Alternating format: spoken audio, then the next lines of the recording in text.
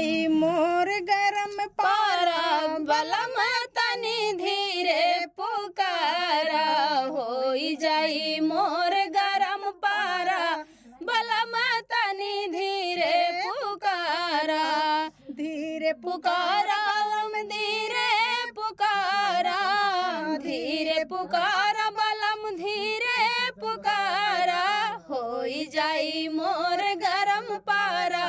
बलम तनी धीरे पुकारा होई जाई मोर गरम पारा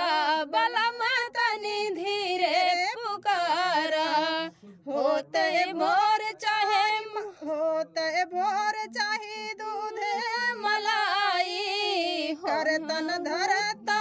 कोनो कमाई होते भोर चाहे दूध मलाई करता धरता कौनो कमाई घूमेल बन के आवारा बलम तनी धीरे पुकारा घूमेल बन के आवारा बलम तनी धीरे पुकारा होई जाई मोर गरम पारा बलम तनी धीरे पुकारा जब से ले आइला हमरा गवनवा जब से ले आइला हमरा गवनवा दिहलन काबो कौनो गहनवा दिहलन काबो कौनो गहनवा खाली लड़का हुआया 10 12 बलम तनी धीरे पुकारा खाली लइका हो आया 10 12 बलम तनी धीरे पुकारा होई जाई मोर गरम पारा बलम तनी धीरे पुकारा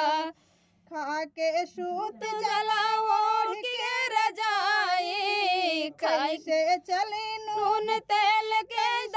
दवाई खा के सोत जला ओढ़ के रजाई कैसे चली नून तेल कैसे दवाई अरे कैसे के होई गुजारा बलम तनी धीरे पुकारा कैसे के होई गुजारा बलम तनी धीरे